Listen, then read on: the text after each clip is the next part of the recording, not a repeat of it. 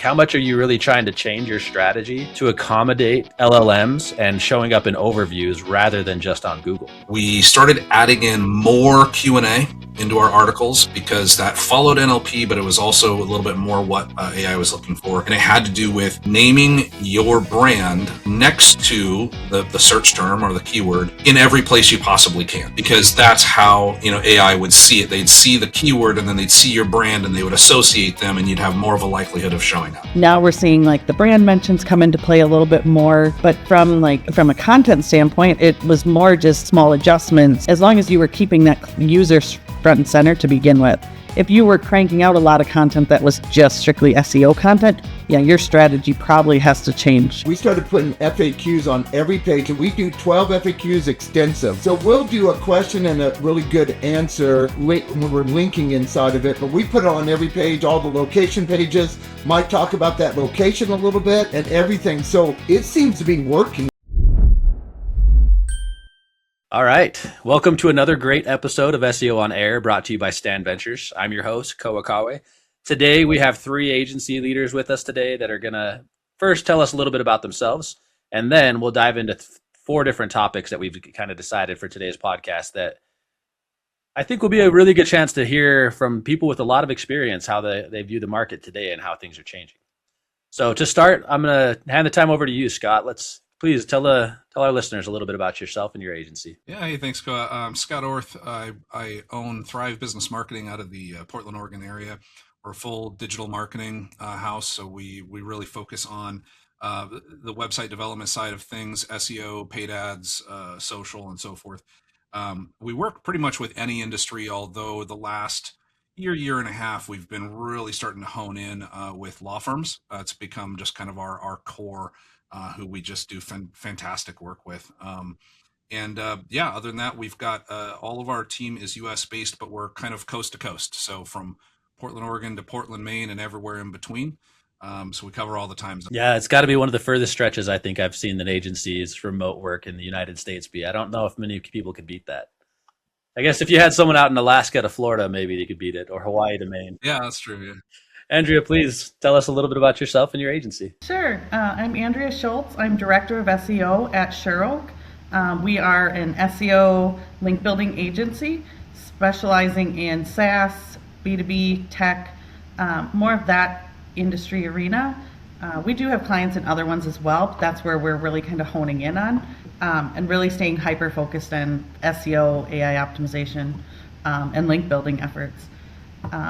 I have been, my little fun fact, I started in SEO before Google existed, so I've been around for a while when it comes to the organic world.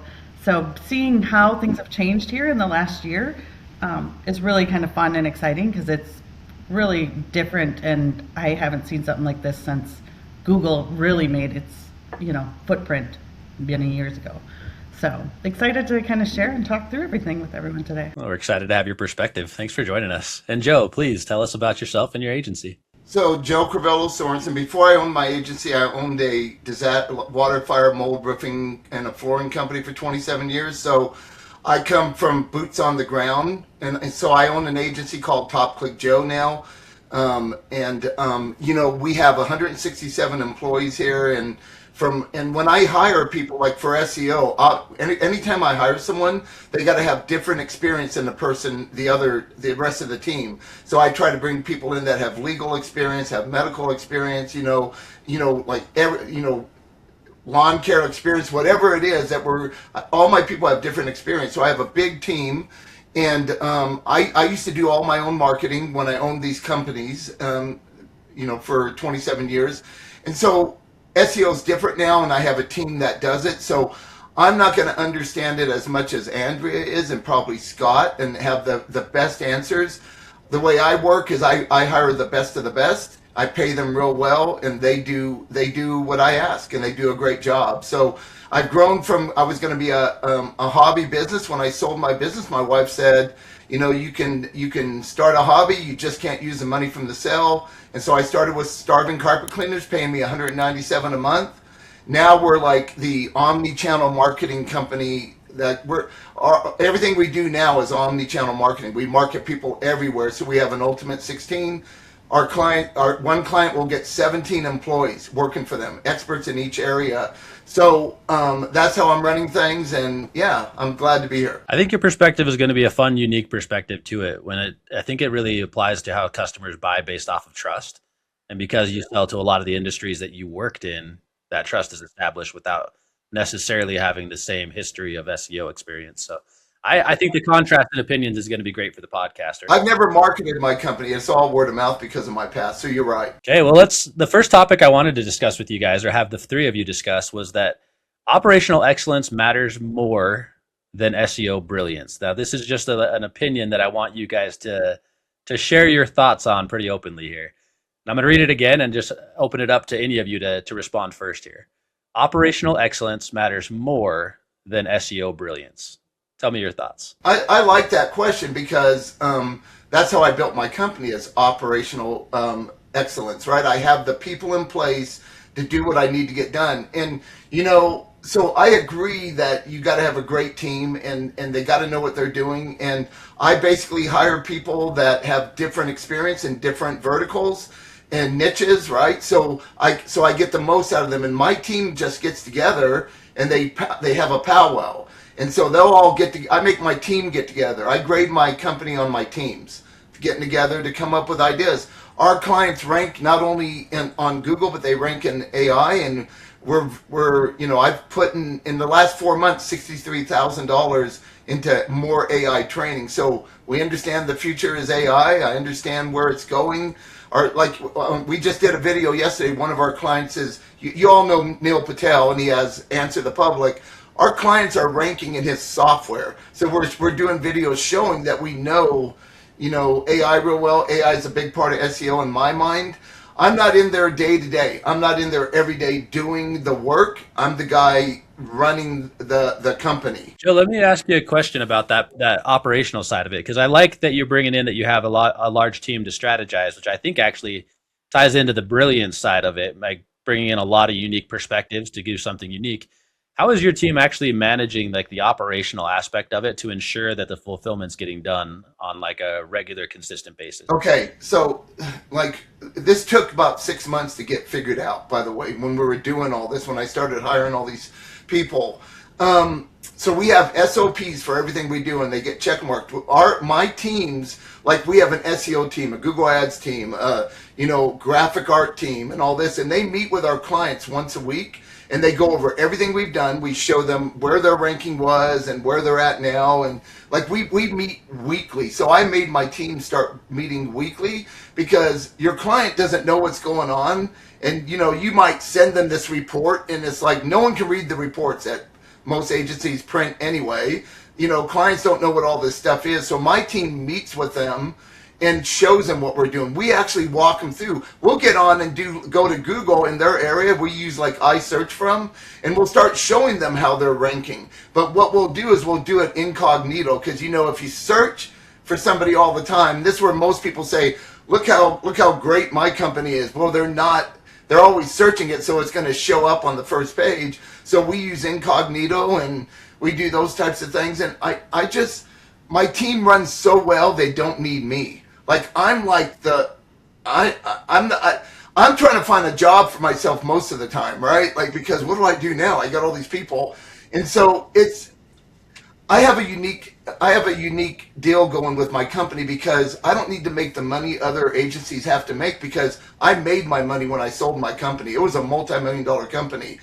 I basically do this because I'm an entrepreneur. And so it grew because I hired good people, and we don't market our company. It's all word of mouth. I did water damage. Joe, I'm going to bring you back in here and try to give Andrea and Scott a chance to discuss this, because I do want to scale into the operational side of it.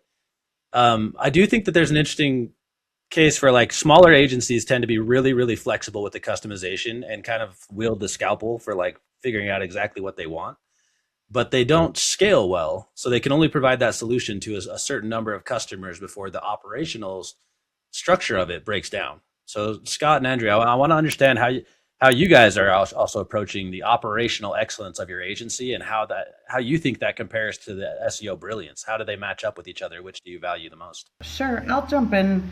From my standpoint, you have to have both, because you can have the greatest processes in the world, but if you don't have the right people in that process, it's not going to work. If they don't have the right experience, the right drive, even just I feel SEO, AIO, all of this kind of whole industry, if you don't have that drive to constantly learn and constantly evolve, no process in the world is going to keep you up to speed. You're going to fall behind, especially now with AI. Like AI has totally disrupted it.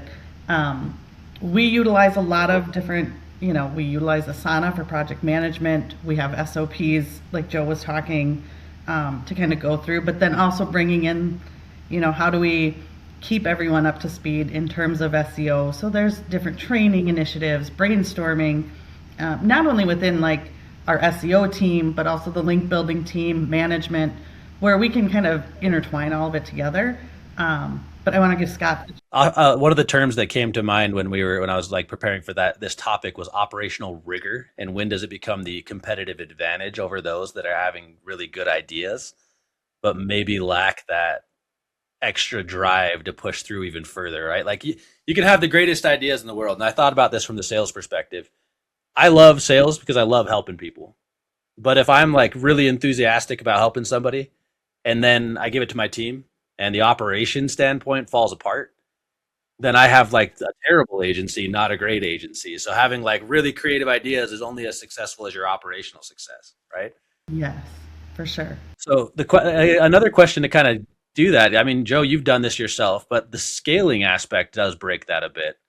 So from scaling that operational excellence and that talent that you kind of talked about, Andrea, how are you able to scale brilliant SEO? Because it does feel like to a certain extent, a lot of the SEO tasks are tedious, maybe the same, where you have to do certain tasks. I'm asking a very complicated question about how do you scale the brilliance of SEO to make your agency more than the others? The cookie cutter agencies is kind of how we call them, yeah. One of the things we've done at Sure Oak is we do focus on the more larger enterprise clients. So we're able to really have a team behind the scenes dedicated to that program. So you have dedicated link building people, you have the SEO people, you have account managers, where we really focus on that relationship. So in terms of scaling, it becomes to how do we create additional teams to help then serve these other clients. So it does, A lot like what Joe said, right? yeah, so it does become a challenge as you're growing, depending how, if you're growing really quickly, then that becomes more of an issue because in our case, we are doing more of a personalized, customized, not the cookie cutter kind of setup, but we've been successful with it so far, and we have a really good retention rate. So we don't want to pivot too far. We don't want to go too far on the process side and start losing some of that as well. Okay. And Scott, just give you a chance here on the same question. Tell us what you're thinking. Yeah, well, and I actually kind of wanted to take it a little bit in a different direction with the operational excellence side is that we also look at that for the client. So one of the things, over the years was, hey, we're getting great rankings, we're driving traffic, and then they would say, yeah, but we're not getting any business from it. So then we had to go, well, wait a minute, then what are you actually doing with the traffic and the leads and what's going on there?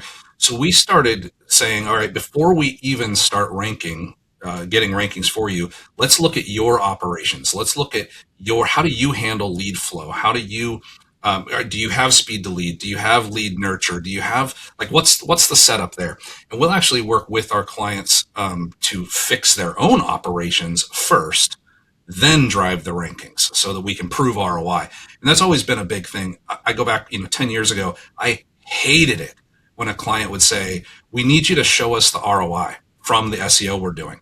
And I just bang my head against the wall. How am I going to get you ROI from the rankings? So we had to really put those things together and be great about tracking and really help them do their stuff better as well. So that's one of the ways I look at kind of the operational excellence side of it. I love that in how it actually ties us into the next question, which is in-house SEO teams will never fully replace external partners or agencies. Give me your thoughts on why that can't happen.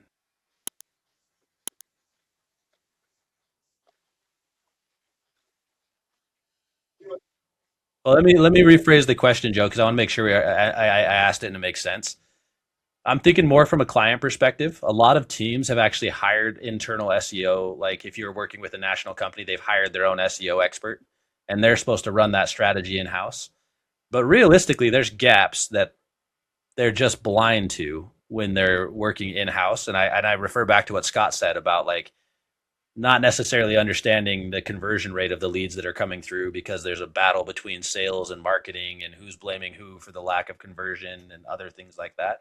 So the question is more around the side of why are agencies so valuable today when a lot of people feel like they can use chat gpt to ask that question and solve their own problems instead of work with an agency? So why do I need an agency today? Jody, you still want to go on that? I definitely have a solid answer for this one, but Go ahead, Scott. because I had this happen recently where I was working as a fractional CMO for a company that was managing 22 locations of a disaster restoration company. And they ended up deciding they're going to hire one SEO person in-house to kind of take over everything. Not just SEO, actually, SEO and Google Ads. And, my point was like, okay, well, we have, so we had about 12 people working on their account. Like, you're going to hire one person and you're going to expect them to be super good, like knowledgeable and experienced in all of those different aspects that we have 12 different people, working on. Like, that's never going to happen. But their whole thing was we want to build things out in-house. So my point to that is when you hire an agency, typically it's going to be a lot less than hiring the people you would need in-house to handle all the experienced, skills from SEO, link building, ad management, social. Yeah, one person can have general knowledge of it all, but they're not going to be expert. I've been doing this 26 years.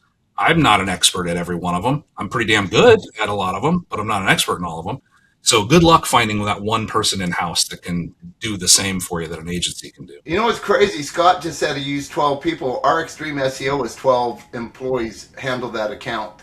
So we handle 10 clients per 17 people. They will handle just 10 clients. And so for every 10 clients, I have 17 other people, but all my teams come together. And you know what Scott was talking about, the thing about helping them, like helping the client have a really good back end and everything. What we do is we have a call center. We'll do a free call center for a month so we figure out their business really well. And like I have experts answering the phone for them, and then we figure out their business that way. Because most of my clients, a lot of you help these big companies. I'm more of I help the underdog. I want to help the underdog take control of the page, and that's what we do. But we will use our call center to actually figure out their business, because my experience is they don't even know how to run a business. They're more of they created their own job. Some of my clients, right? Like that's what they're cleaning carpet, but they have no idea how to run their company. So we help them. I mean, I did mold remediation. I get clients doing mold if it's not a licensed state. And so there's a lot of advantages, right? When you have my knowledge of 27 years being a disaster company, like Scott was talking about. I know more than most agencies could ever know. I got 3 decades, boots on the ground. I know what the client wants. So that's why we do so well, but we'll do that. No, I think too, like you're saying, with making sure that ROI is there. That's a big one on our end too. Like I don't want to just drive traffic to someone's site if it's the wrong traffic or not doing what it's supposed to do, because then we both look bad. The agency looks bad, the client looks bad, no one wins. So in that aspect, I agree 100% with everything Scott was saying. In terms of like the people and the in-house versus someone internally, a lot of times, like you guys are saying, it's really hard and very next to difficult, impossible to find someone who can bring that collective experience that you can get from an agency, because you're taking a whole team and trying to combine it into one person. I always like to kind of be that extension of those marketing teams that are in-house. Like, okay, great, you have a content person, you have a paid specialist, you have a PR. Great, let's plug in and see and make sure all of us are talking together. That will get the most bang for the buck, and you get the most benefit from it. same. I've been doing this forever, and I still wouldn't like being only in charge of one thing. I feel like you could get very complacent very quickly, um, and hard to stay up with everything if you're not with a team to collaborate and kind of brainstorm on. I want to jump in here and say, like with Stand Ventures, because we're a fulfillment agency, like one thing we do see is that when you've hired out internally and trained someone for 5 years, and now they're really good at their job and they're more valuable and they leave, and everything that you've built for 5 years comes crumbling down, and then you try to hire it again and again and again. An agency coming through with the expertise, and all of you actually having like a niche that you're kind of like you've specialized in. I think of how valuable not just knowing what one company does, but what the 20 other competitors that they have been doing, and what's worked over the last 20 years and what hasn't worked for them, and they're not reinventing the wheel.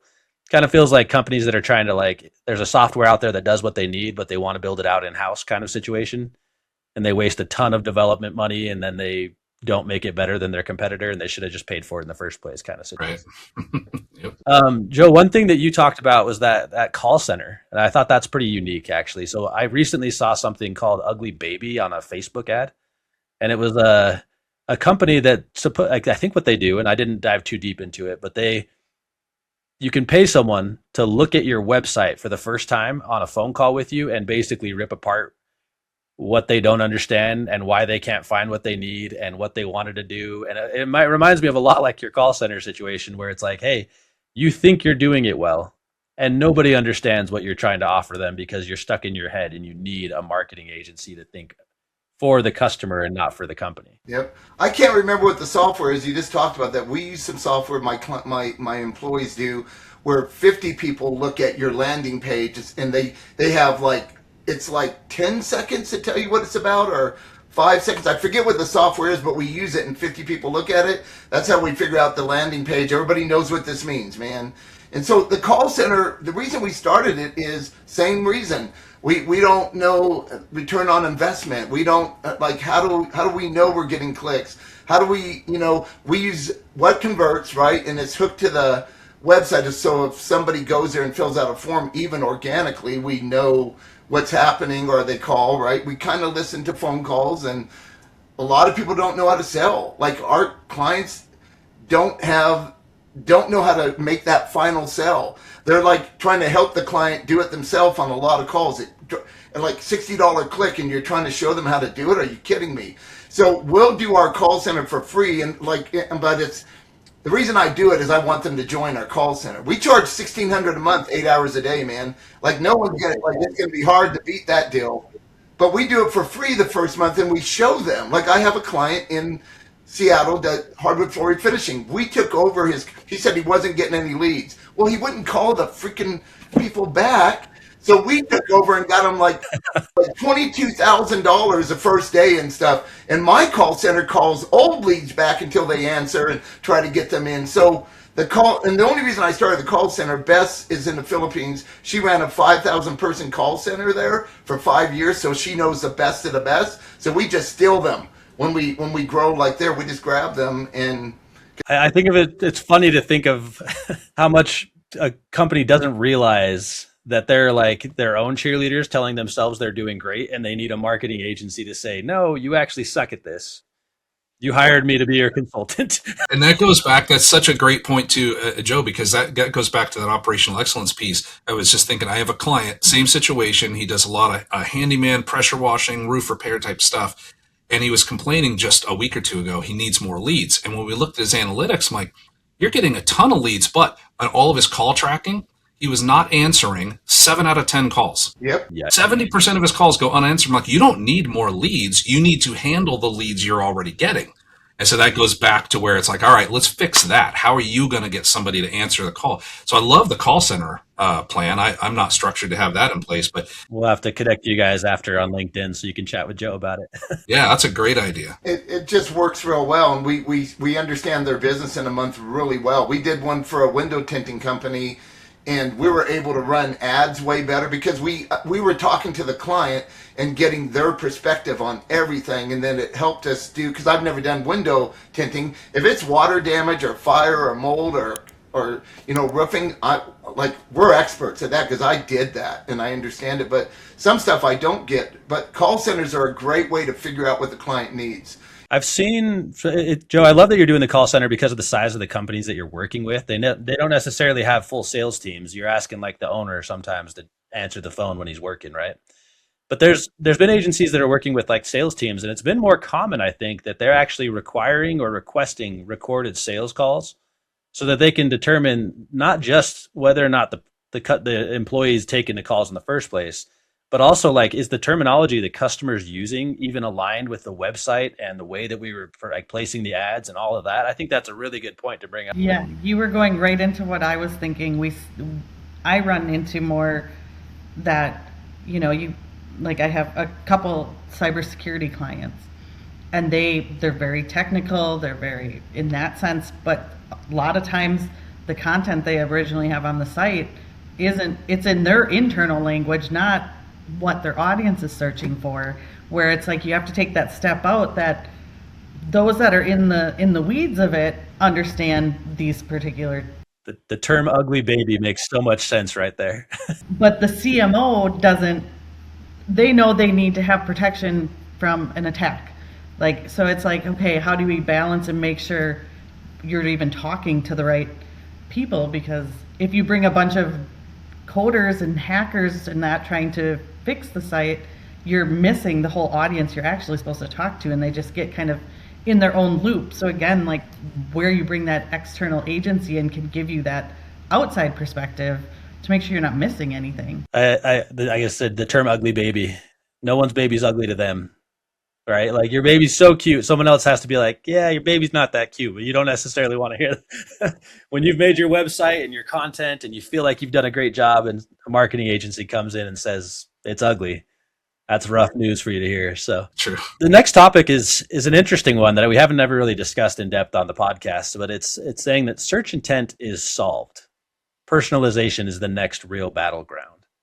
Tell me what you think about the fact that search engine optimization to a certain extent is getting so well known that everyone knows header tags, meta descriptions, and they just need to implement it. How are you now differentiating yourself when it feels like the competitive edge is now not as sharp as it once was? Yeah, I mean, this is evolving, right? AI is leading into this as well. So now with AI, it's going to be, some things will be easier, some things will be harder. But the personalization thing, I feel like maybe it was something else, but I feel like social media really led the charge in that, where I actually get frustrated now. Sometimes I'm on Facebook and I only see posts or ads or whatever based on something that I've talked about or looked at. I'm like, I kind of actually want to see other stuff,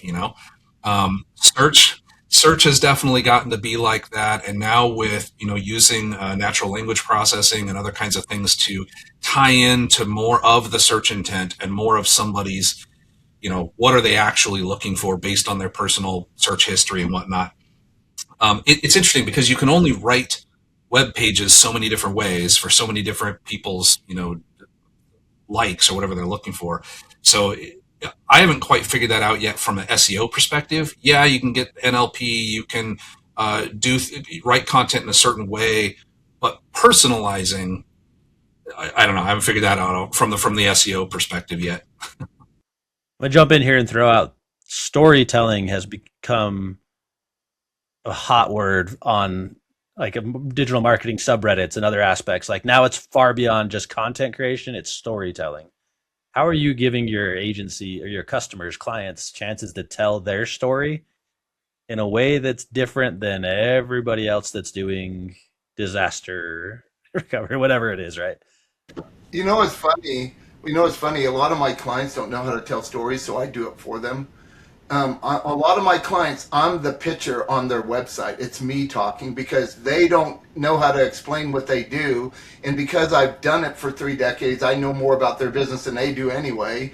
And so I'm able to do all that. But I love storytelling, and I've always just written like to the person. I never cared about SEO because I didn't understand it in the past. I've always written this way, and now I have teams that write that. That's why we build these bots that will write a 10,000 word blog post in minutes, but my teams go in there and they'll spend a day on it now, adding photos and making sure it sounds good. But then we'll even use Gemini and get between 1 and 10, score this blog, and then we go, of course, Copyscape. We're making sure it's not anywhere else, but that's why I'm building 1,300 page prompts, so I can have the best output.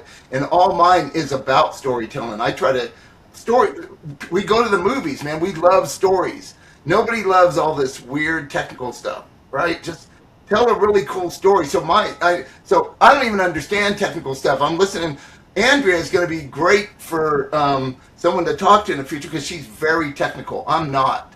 I'm more street smart. I understand what somebody needs and I go for it, but I'm not. I have technical people though. I think your perspective is really fun in this because it is nice. SEO has changed so much from keywords that people focus on to topics that are written for people. And it feels like you skipped a phase of the SEO world where it was written for technical computers to see instead of people.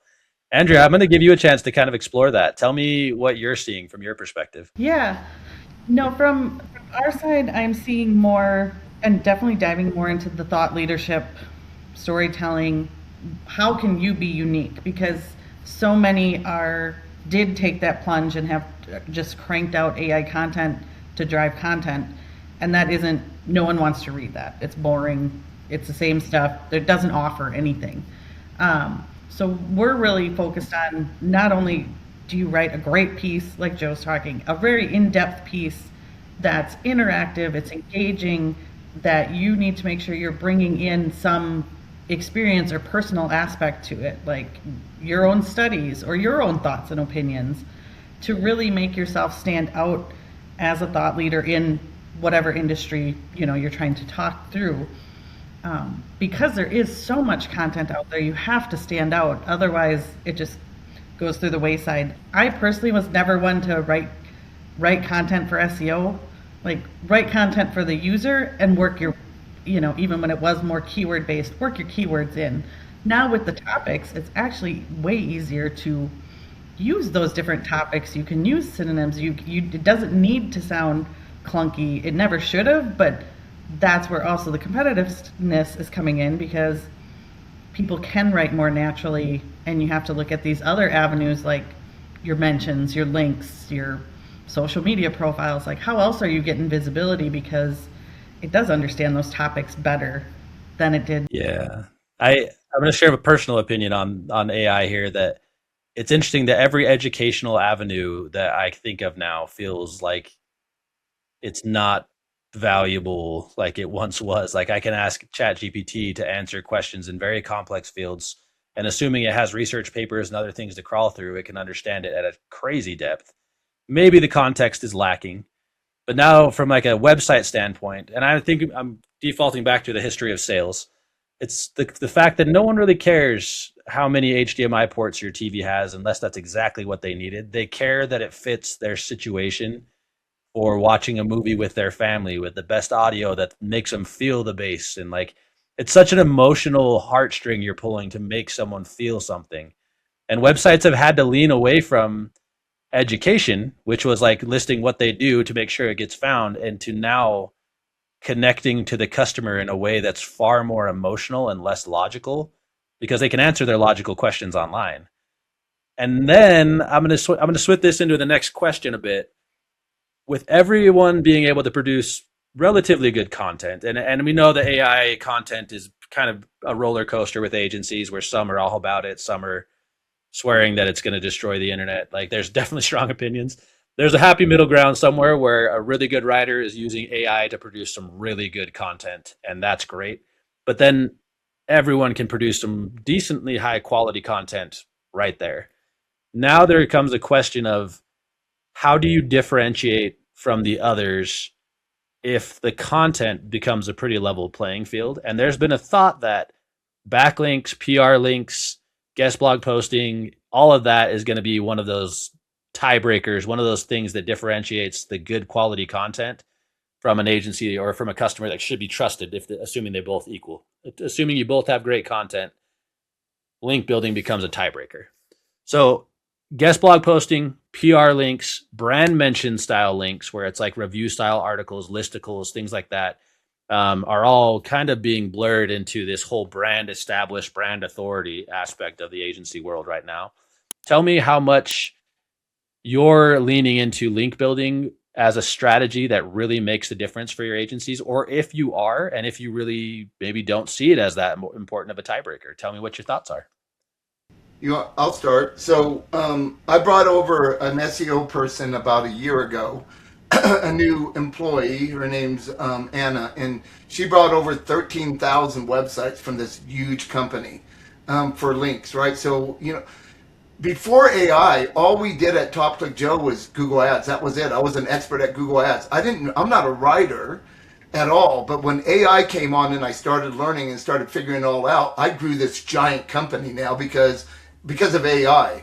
And so it helped me, but I understand you got to use humans. But what we're going to do is to make us different. We're going to start doing like videos. We're going to teach people how we do the Ultimate 16. We're going to teach them how to do Google Ads, how to do SEO, how to do technical SEO. So we're going to start doing how-to videos to try to get people into our world a little bit, because I already know that most people are never going to do the work that's needed. Google Ads is like crazy now. I hadn't done Google Ads for 3 years. I did it since 2001. I did it for my own company. A week ago, I took on 5 of our accounts because I'm trying to get back in the game to understand what my team's doing, right? Because when I don't understand what my team's doing, then things can go bad. So I got back in and I'm getting all these I took the guys that are spending $40,000 a month. So it's kind of unfair what I'm doing because I'm grabbing the best of the best, but I need to get back in and see it. But we're going to start doing how-to videos and throwing them out there like quite a bit. And because I got to have people want to come to us and want to learn it to do it themselves. So that's what we're doing. That's actually an interesting link building tactic if they're on YouTube and other things like that as well, because that is going to bring some authority and some visibility. Scott and Andrea, what do you guys? What's your opinion on like the link building strategies that have evolved in today's market? I think it has changed quite a bit. I haven't figured out if it's gotten worse or, it used to be, Google really paid attention to those high powered links, because if you got a link from, Nike or something, like it passed so much link strength to you, it was wonderful. Now it almost feels though like it's just getting, saturated. I think links are still important. It has to be a part of what you're doing. But it's like you can kind of get links anywhere now, except, and you guys tell me if you don't agree with this. I feel like just about everybody these days pays for links. Google's always said, no, links need to be natural. You can't pay for them. Well, good luck getting a natural link that comes from a high powered site. So everybody kind of pays for them. And that's, to me, it's like, it's made the playing field, I don't know, so saturated that I question how important links like that will continue being. On the flip side, PR has always been a good way to be. And guest posts, it's more about being everywhere. Not that we all want to be the McDonald's, but if you are the McDonald's of a company or a website and you're seen everywhere through links and whatnot, I think that's where it's really going to work for you. Not so much only on the high DA domains or whatever, but everywhere. Yeah, no, I would second that, I still feel links are still very important. It's still one of the main ways that Google, natural language, you name it, can kind of gauge your authority. It's more so though, like, where are you getting those links? I also feel, and I feel they're getting better, but like chat and those, for a while, they were letting, like, all links were created equal. So you were getting just kind of junk results sometimes, where it would be like, that's who you're using as a source for the top cybersecurity companies? Like, really? To a point where those, like, some of our clients were like, I don't even want to be listed on there. I don't care that they're showing up. That's not a valuable site. So I'm hoping to see, the LLMs start, and like I said, they are somewhat, but just getting better at how Google was able to kind of negate the junk sites, because there definitely was a big push in the beginning when chat really took off, that you saw the old the old link building come out in full swing, and it's starting to kind of go down. There's been a lot of posts recently about how effective review style articles and comparison style articles, listing yourself as the top solution and then maybe a few competitors, and how there's really not been a filter in place, like you've said, to like disqualify maybe like a DA10 website that lists them as the best option. So there's like a volume game coming back out of let's just put our brand out everywhere, and these systems can't distinguish between you, like you said, it's like it's Scott, like you mentioned, it's like about how broad you're being seen, whether it's on Reddit and Quora and your own pages and your social media pages and everyone else that's talked about you. You're basically just going into a volume play, which, Andrea, to your point, was backlinks for a long time. Still to a certain extent today, especially with those that don't maybe haven't evolved with the SEO strategy as quickly. Some of the bigger agencies, I'd say, that are a little less mobile in their ability to strategically change their tactics, we've seen that have like a lot of links that are zero traffic or link farms that are all connected. And people swear that they're getting results by those, but then there's a question of how long are you going to maintain those results? And we're definitely seeing a switch now where I'm like, I've seen agencies that were giving their customers like 200 links a month, but when we looked at them, not one of them was indexed or had no volume. And I'm like, okay, you're better off giving them one decent link that actually shows up than what you're currently doing. So I do think that there's an interesting play there. It kind of flirts with the black hat style SEO, which is I've always found to be a funny thing since SEO shouldn't exist as a practice in the first place, so that technically everything's a little gray hat. But now you're talking about volume in tricking AI essentially into thinking you're the best solution, and not that, I mean, which has basically been the play for SEO from the beginning. So how much have you guys, I don't want to make you like admit to doing anything black hat, but like how much are you really trying to change your strategy to accommodate LLMs and showing up in overviews rather than just on Google? For us, we found it is more just of a slight tweak, I would say. I feel like we've always tried to focus on solid content for the websites. It was more like, oh, and we were already doing NLP because of voice search. So you want to show up on Siri and whatever else, you had to focus on NLP anyway. But I would say because of AI, we started doing things a little bit differently. NLP became a little bit more of a focus. We started adding in more Q&A into our articles because that followed NLP, but it was also a little bit more what AI was looking for. And then there was another one, I wish I could remember the terminology. It was something I remember Neil Patel talking about a while back, and it had to do with naming your brand next to the search term or the keyword in every place you possibly can. Because that's how, AI would see it. They'd see the keyword and then they'd see your brand and they would associate them and you'd have more of a likelihood of showing up. So there were little things like that we sort of tweaked in how we were doing content.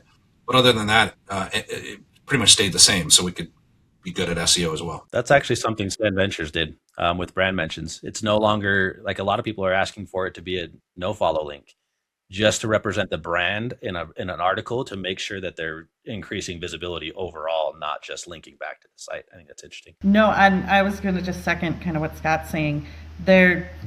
We've seen if you've been doing SEO, I guess the more user-focused SEO would be the way to kind of put it, and very content-focused where it's valuable, there's just small shifts we've had to do to keep that AI, because the AI was learning in a similar way where you were getting that same kind of visibility.